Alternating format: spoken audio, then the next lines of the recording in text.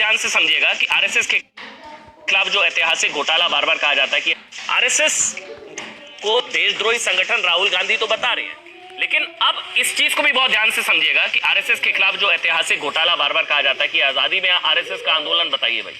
ये तमाम ग्राफिक्स को बहुत ध्यान से पढ़िएगा। जंगल सत्याग्रह करने पर डॉक्टर हेडगेवार को 9 महीने जेल में रहना पड़ा था। 9 महीने, ध्यान से सुनिएगा। हेडगेवार कारावास हुआ था उनको। 1942 में आरएसएस कार्यकर्ता बालाजी रायपुरकर तिरंगा लहराते वक्त शहीद हो गए, गोलियों से भून दिया गया था उनको, आरएसएस के कार्यकर्ता। 1942 में पटना में झंडा फहराने पर फायरिंग, 7 शहीदों में से 2 संघ के कार्यकर्ता। ये कोई नहीं बताएगा आपको ये इतिहास क्या होता है। इतिहास को वामपंथी इतिहासकारों ने अपने हिसाब से तोड़ मरोड़ कर पेश किया, कोई बताता ही नहीं है सब।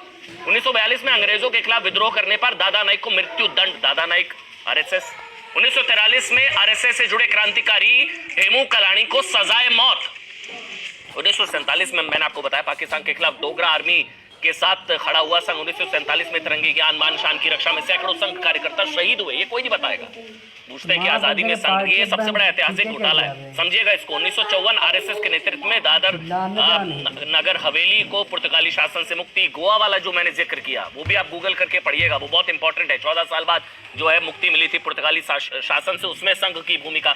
और अगर तिरंगा नहीं फहराना देशद्रोह का सर्टिफिकेट है तो फिर उन लोगों को क्या कहेंगे जो तिरंगा नहीं फहराने के लिए एक से बढ़कर एक बहाने बनाते हैं। वो जल्दी से एक बार बहाने भी दिखा दीजिए। अब देखिए, बहाने बनाएंगे, तिरंगा नहीं फहराएंगे। असद ओवैसी कह रहे हैं कि भाई पहले तय हो कि देश का झंडा तिरंगा या भगवा, बहाना नंबर 1। फिर शफीकुर रहमान बर्क हर घर तिरंगा अभियान का विरोध करते हुए कहा कि संविधान में जरूरी नहीं है, फिर हर घर तिरंगा क्यों। मतलब इनको 100 बहाने चाहिए, तिरंगा नहीं फहराएंगे, बस बहाने बनाएंगे। फारूक अब्दुल्ला ने कहा था कि तिरंगा अपने घर रखो। उमर अब्दुल्ला ने भी कहा था किसी को तिरंगा फहराने के लिए मजबूर नहीं कर सकते। महबूबा मुफ्ती ने भी कहा था कि लोगों को तिरंगा फहराने के लिए मजबूर किया जा रहा है।